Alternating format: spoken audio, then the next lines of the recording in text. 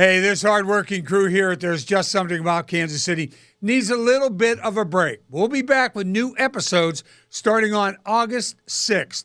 Until then, enjoy one of your favorites, Cliff Illig, the founder of Cerner and Sporting KC.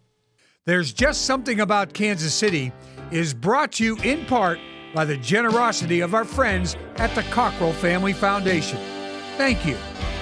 Hey everybody, welcome once again to another episode of There's Just Something About Kansas City, where we're in conversation and talking about the people, places, and things that make this such a great place to live. And I couldn't be happier to have this guy sitting across from me today, the one and only Cliff Illig, okay? Of course, everybody knows him from Cerner, and he's the principal investor on On Goal LLC. Then the owner of Sporting Kansas City. And Cliff, I can't thank you enough. And you are a true Kansas Citian. Born and raised here, went to high school here, went to the University of Kansas for business school. I mean, you are a true Kansas Citian. All true, Frank, and it's great to be here. Yeah, really good to talk to you as well. Let's start a little bit about with your background. Sure. Born and raised in Leawood. Yep. Went to Chi Mission East High School and then on to the University of Kansas. Any thoughts as you were growing up to go to, I don't know, somewhere else or to leave or to get out of town? No, I don't think ever. I was on I actually got to early on in this Chi Mission High School district, which is a great school district then and now. From an education standpoint, I was exposed to the very first computer science program in the Kansas City area at Shawnee Mission High School District. So I got a quick dip in technology and realized that was kind of fun. I got engrossed in it, did some stuff over at KU. Ended up graduating from KU with an accounting degree of all things. Right. But came back to Kansas City after graduation and went to work for what now is Accenture, one of the big IT consulting organizations. And I was there the week I started. I met Neal Patterson. Wow, and so we worked together there for 6 or 7 years, and at some point decided we'd go do something else and started Cerner. Wow. That's a real quick story of how you got there. I know it probably wasn't quite that easy or that, just to make that step by step. But when you did the computer class in the Shawnee Mission School District, was it Fortran? Is that how far back that goes? Yeah, it was the old. I mean, people are looking at us, Fortran. What the heck is Fortran? But I think that was the initial intro into computers at that time. We had the punch cards and all that sort of thing, right? Everything we did our programming on a key punch machine. Punched out these little cards that had all the codes and stuff on them, and loaded it into the computer, and that caused the computer to do what it did. And really, that didn't change much. Even when I was over at KU, and then even on the first opportunity we had to go build computer systems for businesses in my career, we were still fundamentally using that same stuff. But today, the phone you carry around is probably 10 times as more powerful than the big computers we were using to solve business problems. Right. In the early 70s. And didn't you do something? Were you doing punch cards was it for your father? You were doing punch cards somewhere else along the line before you got to. Yeah, my dad ran a business and was quick to adapt computers, and I was probably only 12 or 13 years old. Oh wow! And he needed some real cheap labor to go stuff cards and into a computer, and I kind of enjoyed doing it. And I kind of enjoyed watching the flashing lights and trying to figure out what was going on inside that box and. And that, I think that probably is where all the interest started. But right, I was going to say, that was where the curiosity came from, right? To see, absolutely, and then to make it better, to make it more efficient as you go along, right? Yep. Yeah. And I've been kind of caught up in technology ever since. Yeah, you graduated in '72, and your first job was at Accenture. Well, it was Arthur Anderson at the time. Anderson, but it was the consulting group. It was the group that did IT. It wasn't the group that did accounting and tax stuff. Yeah, and so as you progress through there, I know it's going to come up later where you have that infamous meeting. Three of you guys are sitting there, you, Neal Patterson, and Paul Gurup, right? Yep. We're all sitting at a picnic table or one of the tables at Luce Park, and you're studying for. Well, we were all. I don't know. Maybe we were understimulated. I don't know. We were working together on projects during the week, and we decided on a lark to go take the CPA exam. Just for fun. Yeah, it was. We worked for a CPA firm, and if you passed the exam, you could be a certified public accountant. And so it was really just kind of a challenge to get over. And so we went. There was a course that you took to kind of prepare for that. We did that on Saturdays, and we got to talking while we were at all three of us were at that course. Well, if we're not doing what we're doing, what would we do? Mm-hmm. And we started talking about how we'd really, over the 6 or 7 years we'd been working with Anderson, we'd gotten to see the birth of the software industry. And so that was intriguing to us. We like the macroeconomics of software. You write it once and you sell it a lot of times. And so we went out we decided Neal was always the guy that kind of called the question. He said, okay, well, let's get together and talk about it. We met out at Loose Park on a picnic table. And probably 9-10 Sundays in a row in the summer of 1979, and wrote on. And we didn't have PCs and laptops and stuff to write business plans on, so we wrote a business plan on a bunch of 14-column accounting spreadsheets. Wow! And we made a list of the industries we knew something about: manufacturing, distribution, public utilities, trucking. Things that we'd done. We made a list of industries we didn't know anything about. Healthcare was on the second list. Wow. And so we just bailed out of that environment in late 79, threw out our shingle down on the plaza, and just did some consulting work. But very soon after we started, we had a bunch of doctors who were heavily involved in some computer stuff that wasn't working very well come to us and ask us to look over their shoulder and see if we could make it better. We did that, and we did it, quickly. But we very early on got a very good sense that healthcare was a place that needed kind of what we did. Help. Yeah. Yeah, and we wanted to be in an industry that had never automated its fundamental mission. And contrary to popular belief, the fundamental mission of healthcare is not to print a bill. It's really to take care of people. Right. And so we built the business plan around the notion of building software that would help healthcare run better and address the needs of patients. And that's what we did at Cerner.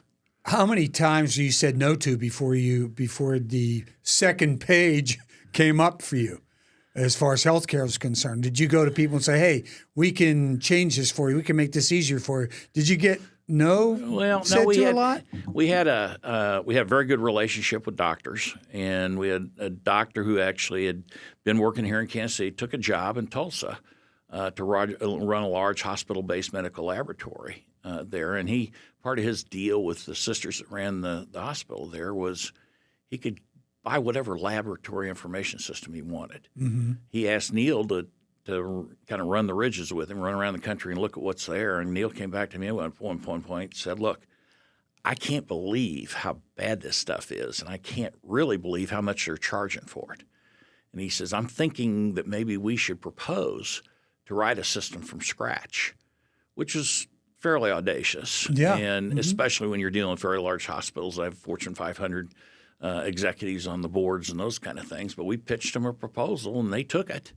And we, starting in early 1980, we started putting together the plans for building that system. We turned on the first one in Tulsa in August of 1982. Wow. And so it's almost you're in the right place at the right time doing the right thing. Yeah, clearly. Yeah. And, we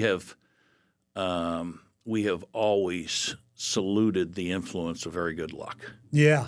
Well, hard work will get you some good luck. I'll guarantee that much. And you mentioned Neal, God rest his soul, Neal Patterson. He was always a guy, and I know you still refer to him now. What would Neal do? Okay, because he was always like the lead guy. But how did the three of you actually get together and just this was your baby? Well, we were pretty good friends before that. We worked together starting in '72. We Right. worked on projects together. I was living in St. Joe on a project there. Neal was up there quite a bit. We used to play a lot of full contact racquetball. Not only banging bodies, but slamming the ball off of somebody as well. Yeah. Yeah, very, very competitive. Yeah. And in tennis, and I was doing some motocross and some stuff at the time. I'd take him up the hills on the bikes and do my best to kill him. Because you're tired of listening to him. Yeah, we just had a great time. But it's interesting because we're very different. Even our careers at Anderson, we were very, very different. Neal was a very direct guy, very bright, had a broad grasp of what needed to get done. But he could be a little difficult. And I think the over-under, when we walked away from Anderson in September of '79, I think the over-under for how long we'd get along was about 3 weeks. And without some buffers. We were together for 35 years. Yeah. So it goes to show you. But and part of the strength of our group, Paul, Neal, and I, was the fact that we were different. And we almost always agreed on where we were going. We almost always disagreed on how we were going to get there. And the process of reconciling those perspectives ended up putting us on a pretty good path to success. Yeah, exactly, because you had to interact with one another and try to figure out, no, I don't like that. Well, why do you like that? Well, I like it because of this. Well, I don't like it because of this. Well, let's try to either get a middle ground, or you're going to be right or I'm going to be right or something. But at least you never had a falling out, which is fairly incredible in a business like that. Yeah, Neal said often when people were trying to kind of parse through why our partnership worked as well as it did, he said often, "Hey, we would disagree about what some of the things that we were working on, but our disagreements were never personal." Yeah, and so we never let it, kind of get to the point where we were duking it out with each other. And Neal and I lived. Paul, left the company for a while and came back. Neal and I lived out of the same pocketbook for 35, 40 years. That's awesome. And I think truly, our relationship was a partnership. And I think it's we got onto some stuff that worked very well with us. We learned to play the people game well. If you want to win the people game, what you have to do is get the best people. Yeah. And we had a long history of being able to attract really good people to the environments that we worked in. And then we had to fight through a bunch of stuff. We were never really afraid of complexity. And complexity is the thing that usually breaks down small companies. It's just too hard. And we'd take it on. We just figure it out. And we did that for decades. And the end result ended up being is we'd meet on things, we could disagree, but part of our fundamental way of doing things is you can oppose something, but you had to propose something else. Yeah. Yeah, so it was always constructive. Yeah, right. And three of your slogans actually were "Figure it out," "Slog away," and "What would Neal do?"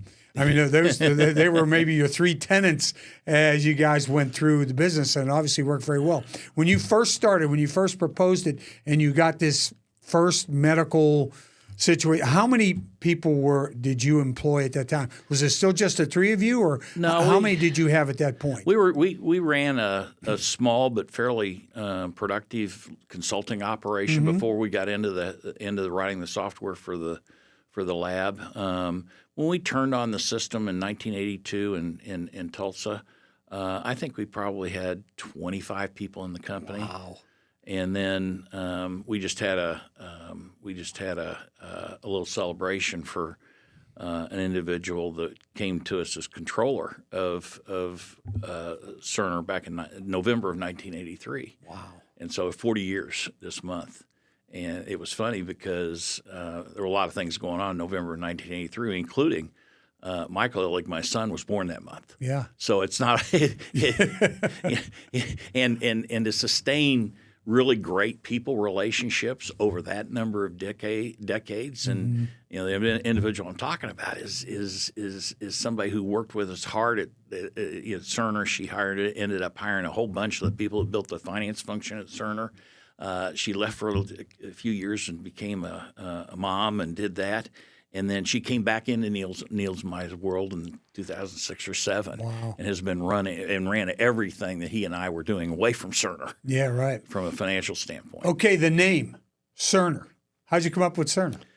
Oh, I know it's Latin, right? well, it was think from it's you got to kind of string. There's lots of beads string together here, but it was one of those deals where our name up until that point was Patterson, Gorup, Illig, and Associates. Oh boy! And then we didn't think that was a moniker Lawyers. that we could. That sounds like a law firm. Yeah, it wasn't something we could descend on the international marketplace for healthcare IT with. Right. So there was actually and we were always supportive of Kansas City entrepreneurs like us.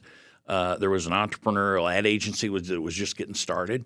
And they had a guy that ran the agency. They had a guy that did the word stuff. They had a guy that did the art stuff. And they had a gal that just kind of held it all together. And they came out and said, okay, here's what we're going to do. We're going to put a whole bunch of names up on the board or words up on the board you like. Okay, and we're going to sort through that and see if anything pops. And so we did that. And it was kind of tech stuff, Intel, ITEL, that kind of thing. Right, Just didn't quite. I was going to get the idea across, but you didn't like it. Well, it was easy to say, well, I don't like that. Well, again, if you oppose, you got to propose. What do you like? And our reaction was, we like things like Xerox and Enron and Exxon and companies that where the word didn't mean anything until the company made it mean something. Right. And so we played with that for a while. You couldn't get it. Neal finally, just out of frustration, said, "Why don't you just take some of those words that we've been kicking around that we kind of like, run through some foreign language dictionaries. Let's see what pops." And like 7 different foreign language dictionaries came back in several weeks later, and and put them all up on the board. We went through them. And a little frustrating, but Neal went after me. He said, "Cliff, what'd you like?" And I said, "I didn't see anything I liked." And then Gene Illig at the time, but Gene Patterson was with us, and Neal said, "Well, Gene, what'd you like?" She said, "Well, there was this one word, I think it was Spanish, that I kind of like, Cerner." And Neal said, "What did it mean?" And he said, "Oh, it was some Latin word that meant sift or refine or separate." Something." And he says, "That doesn't mean anything." He says, "Well," she says, "I just like the word." And so Neal said, "Cliff, what do you think?" I said, "I hate it." and so Neal took a 3x5 card, wrote Cerner on it, stuck it on that pegboard behind his, the credentials on his desk. He says, 3 weeks from today, we're going to decide. 3 weeks from that day, we decide the name was Cerner. Cerner, yeah. Well, he liked it, so he pinned it up behind him so you'd see it every day, right? So you get used to the word. He ingrained that in your brain, so he knew exactly what he was doing. So, yeah. So we got a lot of those. Yeah. It just kind of and you'd like to think that there's a lot of management science to it, or really well informed. Right. Taking half of somebody's name. A lot of it was just Sir is somebody's name, and Nur is somebody else's. I can't tell you how many times we've had people want to be introduced to Mr. Cerner. and we called the company Cerner. We called all the products we produced something else. Right. But it was amazing in the marketplace. All of our products became known as Cerner.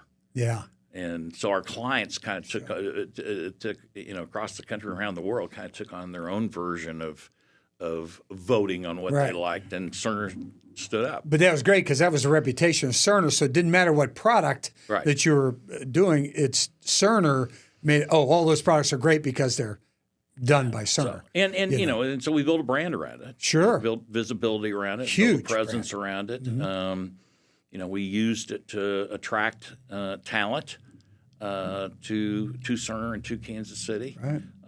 Ended up building about 15,000 person organization here in town. And there was another 15,000 people kind of spread around the globe when Oracle acquired the company here a year or so ago. Right. So what were your thoughts when you end up employing 15,000 people, and now it is global because it was taken over by Oracle, but you had to attract the talent here to Kansas City. What did you sell them on to bring them in? Well, I mean, to the theme of your endeavor here, we looked carefully and critically at whether Kansas City was the best place to have the company as we were growing it, and because one of the greatest challenges we had was attracting talent. Yes, and there were factions within our, certainly within our software engineering organizations that felt that it would be a lot easier to attract software talent, which was probably more than half of the people here in Kansas City were software engineers and technical people. We thought they thought it'd be easier if we were in a place where there was more of that. Silicon Valley or Austin, right? Or okay, the Triangle or someplace. Right. And we actually we thoughtfully went through it and said, you know what? Yeah, we could do that, but then we're just like everybody else. We're out there competing in those markets. Then I mean, it's the nice thing about Kansas City is there's not a lot of competition for that talent. The thing that's not so great about Kansas City is we were at some points hiring 1,800 software engineers a year, and our regional university system just doesn't produce that number of software engineers. So again, under the complexity theme, and let's figure it out, we had a really crack team that created supply chains to the West Coast and to the East Coast, and created relationships with the universities that were producing the really top software engineering talent. And then we would bring in the key professors from those schools and teach them Cerner. We would cheat and use the kids that were already working for us to take them to dinner and tell them what it was like to work at Cerner. And I think we were able to put a pretty compelling value proposition in front of those young people, because you could be working at Cerner 2 or 3 years and end up going from a team member to a team leader and taking on significant responsibilities. So the thing we used to draw people in was not just it was the opportunity to build a career. And at the same time, everybody that came here that wasn't from here recognized they challenged that, hey, Kansas City, this is the middle of no place. Why would I want to be there? But we'd get them here, and we'd show them Kansas City. We'd show them the lifestyle, the livability, the cost of living, no traffic, navigability of it, and the quality of the schools, and just across the board. And we were very successful at attracting young people out of other places to Kansas City. The interesting thing is that once we got them here, they never left. Yeah. They're still here for the most part, even though some of them may have graduated out of Cerner and doing other things. Many of those people are still here in Kansas City. Yeah. It's because it's just something about Kansas City, right? All true. I got to throw that in there. Cliff, how that goes. Okay, so, and you are so good with entrepreneurs, people who have ideas like the three of you had, like the Three Musketeers, the original Three Musketeers, that have a great idea and an idea that, and you help them get established and get started because you know how hard it is.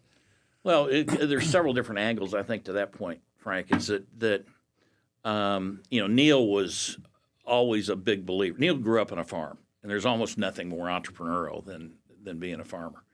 And he was always took the position that the best thing we could do for young entrepreneurs is share with them the experience of older entrepreneurs. Right. And it wasn't just Neal and I. We were frankly not that old at the time, but we were able to get the Jim Stowerses and the Halls and the Blocks and the Hellsbergs and many seasoned Kansas City entrepreneurs, because Kansas City is just a super entrepreneurial place. And Neal would create these sessions. He did a lot of them at his home. And so you'd have Henry Block in the library, and you'd have somebody else out by the pool, the kitchen. Right?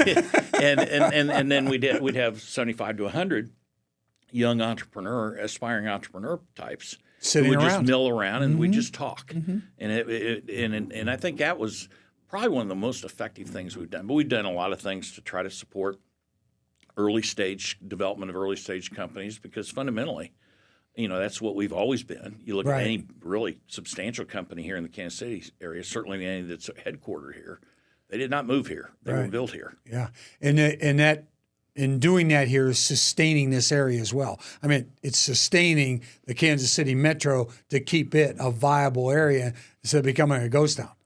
I'm a big believer in the word enterprise. And I use it a little bit differently than most others. I really consider, at least in the Kansas City area, anytime we're able to build or attract a new enterprise, it's a company that generates more than 70% of its revenue from someplace else. Mm-hmm. And we bring that revenue back to Kansas City. It adds economic lift. We hire people. Cerner it was a $6 or $7 billion company, and we brought that $6 or $7 billion from around the world, 30 different countries and all that, back to Kansas City. We used it to employ $1.2 billion worth of people here in the Kansas City area. We're constantly building buildings and other things. Mm-hmm. And so that was $1.6, $1.7 billion a year worth of economic lift to Kansas City from a little company that started here. Yes. So three guys. If we want to grow, had the idea at a park bench. It's an incredible story. Well, and there's lots of others, Garmin and TradeBot. I mean, there's dozens of them. But the really important thing is that we recognize that part of what makes that possible is those things that make Kansas City great. Yeah. And we can use those to attract. We're not going to be good at getting big companies to move their headquarters from someplace else.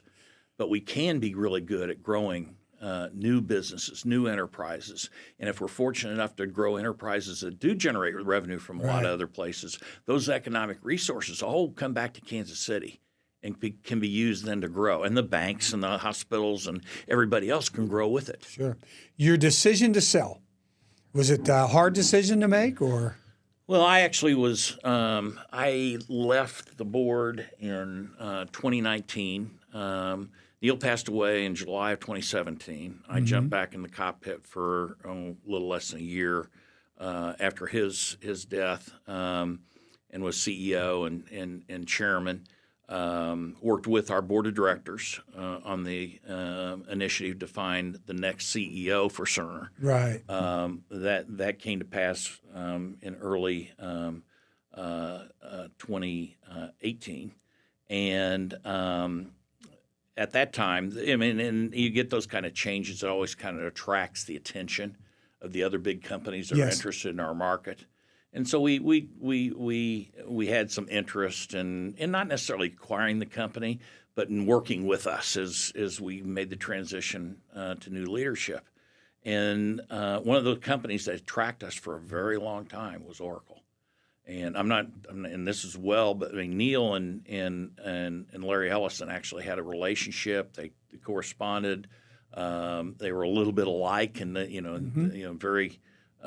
Interesting characters and very visionary in their perspective of what needed to happen in their respective industries.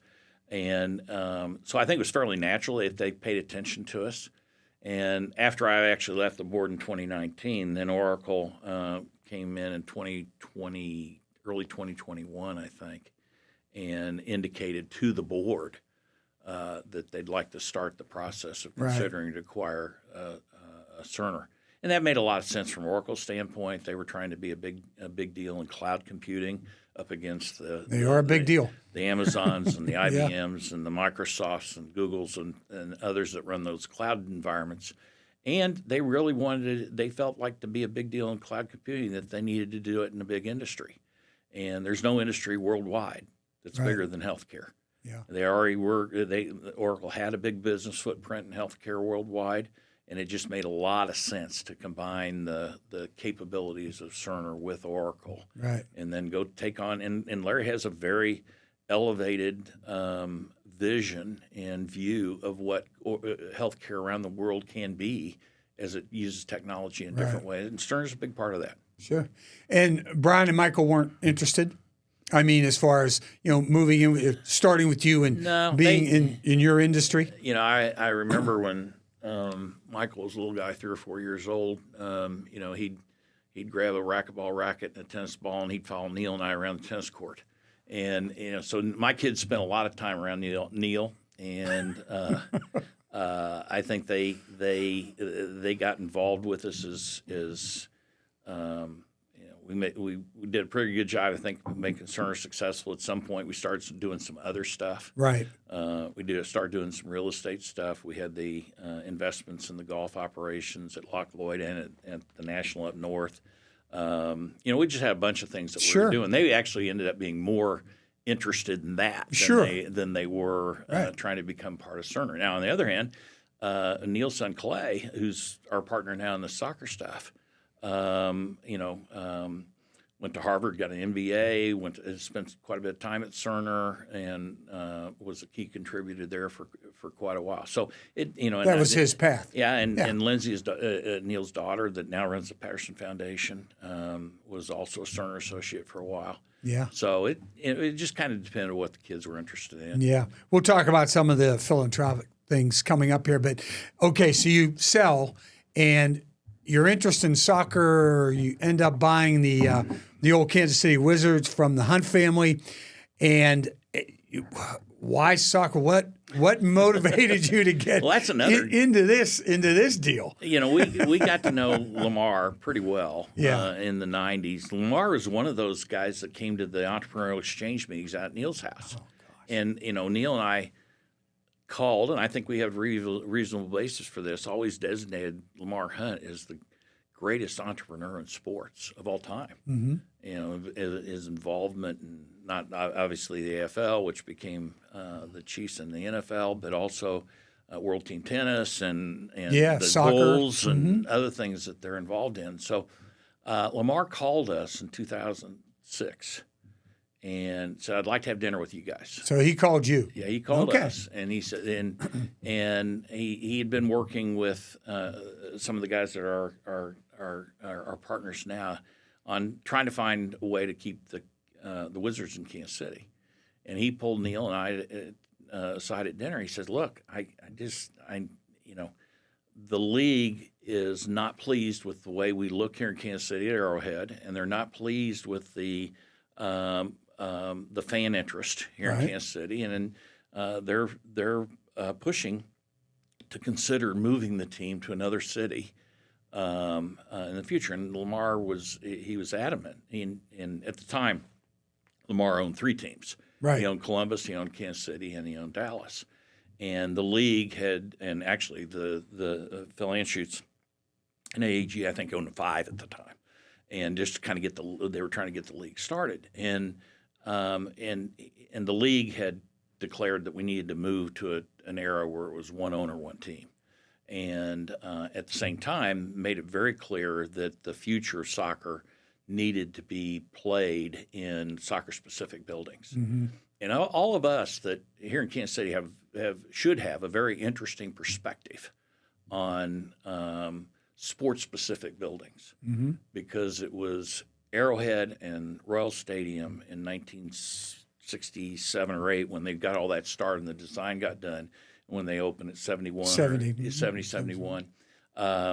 where it demonstrated that buildings that were designed for NFL football and buildings that were designed for Major League Baseball were much better fan experiences, because you weren't sitting there at a football game looking at home plate. Yeah, right. Like the old Three Rivers and Riverfront. Well, all of them. And it's interesting. After Oakland Coliseum. I think after Truman Sports Complex opened in the early 70s, I think maybe the only multi-purpose building built after that was Joe Robbie. Yes. In Miami. You're absolutely right. And then the other interesting thing is that group of architects that formed the consortium that designed this Truman Sports Complex with Arrowhead and Royal Stadium ended up breaking up after that project and ended up creating 6 or 7 different sports architectural firms, most of which were based here in Kansas City. Still here. Yeah, and still here. So Kansas City is practically the epicenter of sports architecture. Yes. But we became that because of the focus on sports-specific buildings. Right. And so Lamar made the case to us at dinner. He said, "Look, I'm going to make 4 points to you. First of all, soccer is the world's game. And even out here in the flatlands of America, we're becoming much more global in our perspective. Second, the Hispanic demographic in this country is going to continue to drive demand for high-quality football, and it's FUTBOL. In this country. Third is there's 100,000 kids playing the game here in Kansas City. And the way Lamar Hunt thought is those are all future season ticket holders. Oh, yeah. Right, it was just kind of, he always connected things to the, what was necessary always step ahead. Fill up the stadium. But his most compelling point, Frank, was he said that, hey, Kansas City is a major league city in the minds of most of the rest of the country because of our major league sports franchises. If we lose one of those, we become less major league. So I would like you, Cliff, and you, Neal, to consider working with me to buy the Wizards. He said, I'm not looking to make a bunch of money here. I'm wanting to make sure Kansas City has soccer. Right. And anybody that knew Lamar Hunt knew what he'd done with the NASL and how many World Cups he'd been to, and that's saying understood what a fan he was of soccer, and he wanted Kansas City to have soccer. Yeah. Neal and I walked out of that dinner at the Capitol Grill down at the Plaza, and we're waiting for our cars to show up. Neal said, "Are we going to do this?" I said, "Neal, I don't think we got any choice." that was Lamar Hunt, just in case you're wondering. So I went home and mentioned it to my wife, and that we'd had the dinner and the way it kind of came out. She said, "Oh, you got to be kidding! I couldn't wait for the kids to quit playing soccer." Leave it to what Bonnie. What are we doing? Leave it to Bonnie to put through it. Now she's the biggest soccer fan. crazy. Yes, she sits right down next to Peter, and and every time we win, she takes him a nice glass of wine into the press conference, and it's just absolute best of fans. Yeah. But anyway, that's a story for how we got it. We ended up keeping our promise to Lamar to put the team in a soccer specific building, and in 2011 when we opened what's now Children's Mercy Park. Mercy now, yeah. And then we've done a pretty good job filling the building up ever since. Yeah, really good. You have really loyal support. I mean, your fans are and the stadium is the perfect size. I mean, really, when they were playing at Arrowhead, there might have been 10,000 people there, maybe less.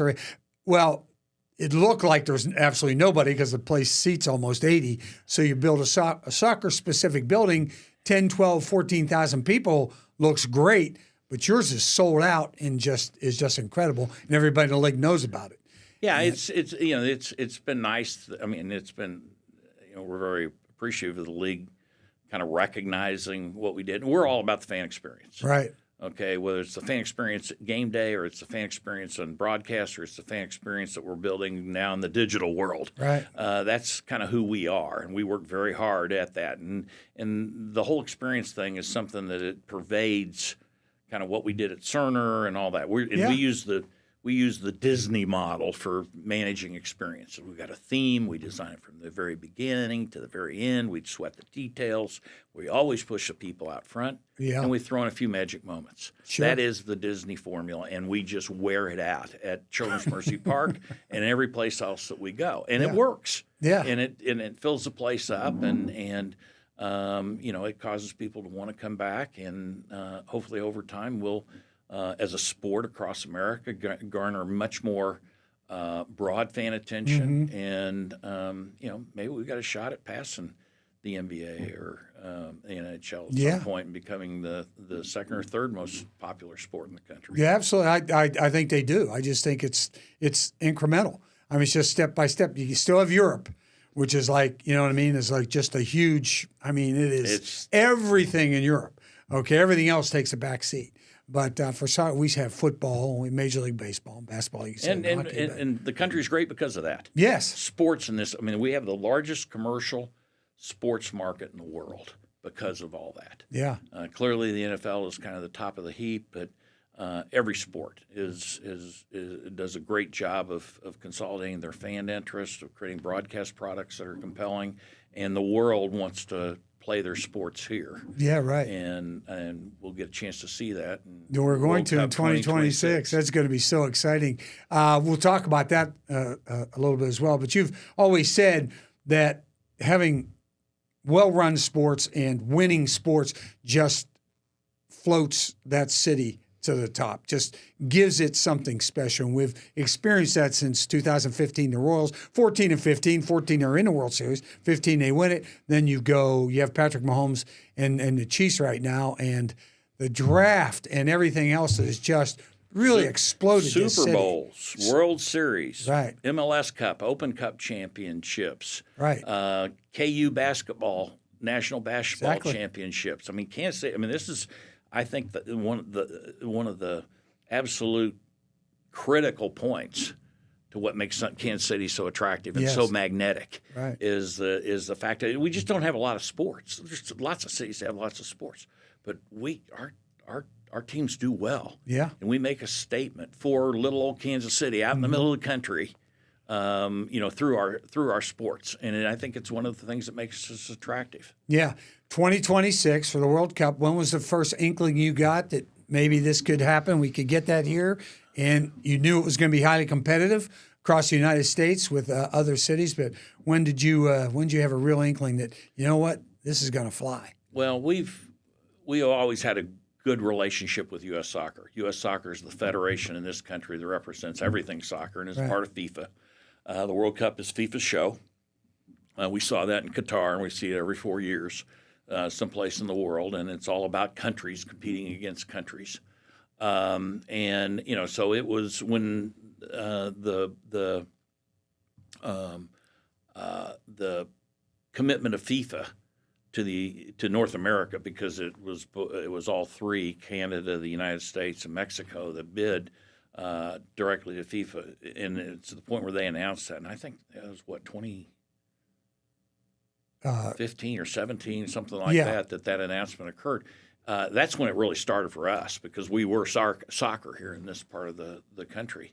And Jake Reed with Sporting and Kathy Nelson with the Sports Commission and others put together a really good and aggressive plan for how to put a proposal in front of FIFA that would be compelling. And coming from a small market like Kansas City, we felt like it was a long shot and that we'd have to really kind of overperform to even be considered. We got down to the very end. I've had many people when they, and all the Canadian and United States cities, there are a total of 13 of those. They're all MLS cities. Right. And so when I go to meetings and things and I see the other owners in MLS, they're always curious as to, how did you guys pull off this World Cup thing? Kansas City's a very unlikely host city. Yeah, what'd you have to pay FIFA to do that? Yeah, I know. Because I remember the FIFA Netflix documentary. How much did you have to pay those guys? Yeah, Red Card is the book is another good example. Yeah. But no, I mean we just got out. We figured it out. Yeah. And whacked away at it and broke it down into pieces. Got a lot of good people involved. Put together a compelling proposal. We absolutely knocked the socks off of the site visits when they came through. I mean, one example was there were the host committees were from FIFA that were looking at things came and they stayed at Lowe's downtown, the new Lowe's Hotel at the time downtown. And when we finished the big group meeting with the governors and the mayors and everybody with the FIFA folks, we wanted to walk over to Power and Light for a barbecue luncheon at the living room there at Power and Light. And so all these FIFA people are walking out of the building, and they look across the street into that lawn on the south side of Bartle Hall. Oh, yes. And there's a whole bunch of kids playing soccer with coaches.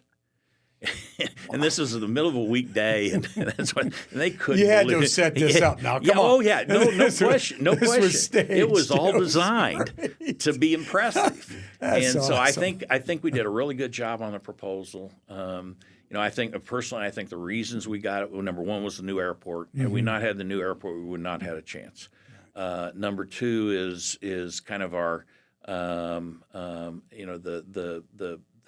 size of Arrowhead. I think Arrowhead's probably the second or third biggest venue that they're going to play in. And then I think another big part of it is we at Sporting we've worked hard to build the soccer capital of America, brand around Kansas City and the shows we put on at Power and Light for the national team watch parties and things all made a little bit of a difference. So we threw it all out there just as who we are. And it's coming. We got a great hearing, and in the final analysis, we beat out Denver and Nashville and Cincinnati, Orlando, and Washington D.C. Yeah, this will be the first World Cup in history where the host country's capital is not hosting games. Oh, wow. And so again, we're by far the smallest market, but we're in the middle. Yeah. And what'll happen? This will be the first World Cup of 48 teams, and so there's going to be 48 venues around the country that will host the base camps for these, and we're hopeful of getting 2 or 3 or maybe 4 of those here in the Kansas City area. They'll use our sporting facilities. The current snooze facilities are excellent. We've got KU is ready to host if we need them, and we'll end up I think if we're fortunate enough to get some of the maybe not the biggest soccer countries in the world to come to Kansas City as base camp, we'll get some of the second tier ones. And some of those countries travel with 25,000 fans for the entire World Cup. Right. I don't see why we, after playing football over there, just a few weeks. I don't know why we can't get Germany here. If you got Germany here, that would be unbelievable. From your lips to God's ears. And we have a good. Sporting has a good relationship with the national team people in Germany. That'd be great. Bayern Munich played here several years ago. I think we did a great job of hosting them. And Bayern Munich has a lot to do about created tremendous buzz. Yeah, where they go, and people worry a little bit about do we have enough hotel rooms and all that stuff. And we pretty much got all that figured out. We got a great committee and a great task force put together on this, and we're continuing to work hard on that almost daily. Yeah. I'd like to think that we'll end up with 300,000 or 400,000 fans that come through, and maybe 500,000 that actually end up either attending a game here or spend some time in Kansas City around the World Cup. Incredible. And if we're short of rooms, I'm counting on your house. Okay, fine, no problem. They can use the upstairs of my house. Come on on. It's okay with me. I don't mind at all. It'll be fun. I have to tell one quick story, and then we'll talk a lot about, the Illig Family Foundation, everything else you do here in Kansas City to make it such a great place. We were at George Brett's 60th birthday. I don't remember if you remember this, okay?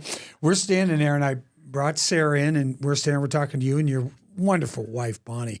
And we're just sitting, we talked for a long period of time, and I walked away from the table, and Sarah stayed there, and you two stayed there. I went to see somebody. I came back about 5 minutes later, and Sarah goes, "Oh, my God, Frank, you won't believe this.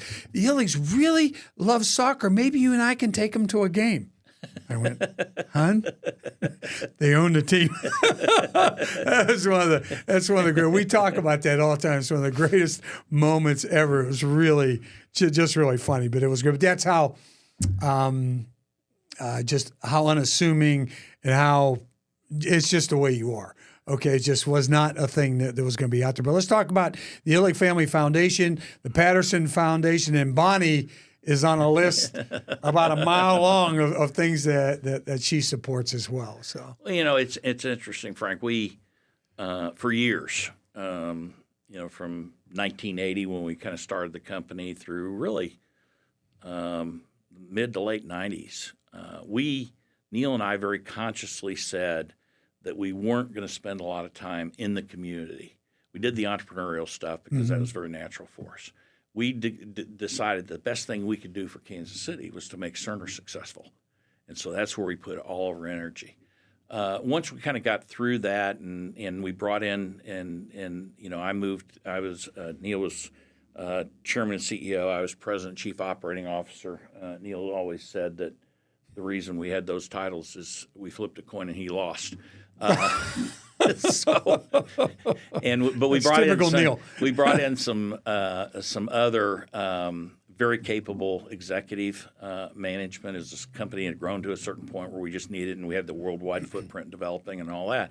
And so I kind of stepped back from it, and so that put me in a position to go do some things in the community. I was on really a very early version of the board at the Kauffman Foundation. It was the Center for, the Ewing Kauffman, the entrepreneurial side of it, and then in 2001, 2002, I was chatting with Dick Brown. Dick was a client. He used to run Health Midwest here in town, and it was one of our biggest clients and actually in the country when I was at Cerner. But he moved over and was working with Jim Stowers on forming the Stowers Institute for Medical Research, which was just a huge endeavor. And Jim Stowers I had some thoughts on how we could take what was coming out of the Institute at some point in terms of discoveries and commercializing those and using those to benefit Kansas City in terms of growing a life sciences industry here. And Jim was interested in the thinking there, and Dick kind of got us all together and declared, and we started talking about it. Now Biomed Valley Discoveries, which is the for-profit arm of Stowers, is the outcome of that, and it's doing incredibly well. And but we said that in order for I need, if I was going to do that, I really couldn't do Kaufman and some of the other things, so I focused on that. And I've been on that board since. I chair, I think, the governance committee, the audit committee of the board, and it's an incredibly valuable asset for our region. But I got to watch Ewing Kaufman and the way he put. I watched Ewing did a bunch of tapes early on about what he wanted the Kaufman Foundation to be to do and to be like. I got very caught up in the donor's intent, whether it was at Kaufman or Stowers or someplace else, and I really began to realize what a philanthropic place Kansas City is. And for decades and decades, we've had the Halls and the Blocks and others in Kansas City who set a standard, and then the numbers support it, because I think on a per capita basis, Kansas City is one of the most philanthropic cities in the country. And so it was entrepreneurs largely, people who had started business, and even Joyce Hall was an entrepreneur who started a business. Started their business, grew it in Kansas City, created a bunch of employment, created a major brand statement out of Kansas City to the rest of the world, and then built some wealth, personal wealth out of it as well. And then, took that wealth and committed it to, over the long term, to doing really spectacular and in many cases, unique things. And so it was pretty, and so as Neal and I watched that grow up, it was pretty easy for us to say, gosh, we ought to be kind of watching that model and maybe following their footsteps. Neal's foundation is very substantial. It certainly is on a level that is very similar to what Mr. Stowers and Mr. Kaufman and some others have started with, in terms of multi-billion-dollar estates that were dedicated to the philanthropic endeavor. And it's been my pleasure to work with and watch Neal's kids, who actually run that foundation, put it on a course where it will be, I think, over time, as significant as some of the others in terms of what it does for Kansas City and the various missions that it takes on. In my case, I'm a little bit smaller in terms of what I could do. I've always supported. I've always been a big believer in making what I call investment grade gifts. Okay, these are larger gifts that may span multiple years. I put a fair amount of money into the new school business building over at the University of Kansas, and have done some other things. And so, both endeavors are doing the right thing. They're quite a bit different in terms of what we do, but it's I'm a big believer that not-for-profits need to act more like enterprises. They need to be thinking about what's necessary to be high performance, and I think that I certainly believe that Stowers falls into that category. I think the Patterson Foundation is being built around that thought, and the things I try to do, we do the same thing. Yeah, it's only going to be greater things for Kansas City. Well, and I'd like to think that it will be one of those reasons why people are magnetized to Kansas City. You bet. That's why we always say, Cliff, there's just something about Kansas City. You know what I mean? I can't give me a dimension. Yeah, you and bet. I can give you about 6 things that are the characteristics of Kansas City that I think amplify each of those things, and thrown together, they all make a pretty compelling case that there's hardly any place better to be. You bet. I can't thank you enough for coming and spending some time with us today. This is Love a your lot of fun. story. Your story was great. Just love it. Okay. And Sarah does now know that we don't have to take the Illig so sorry. No, I know somebody. Just call me. I know somebody. We'll get you got it. Thanks, Cliff. Appreciate it. Frank. Folks, thank you again. As Cliff said and said so well, there is just something about Kansas City.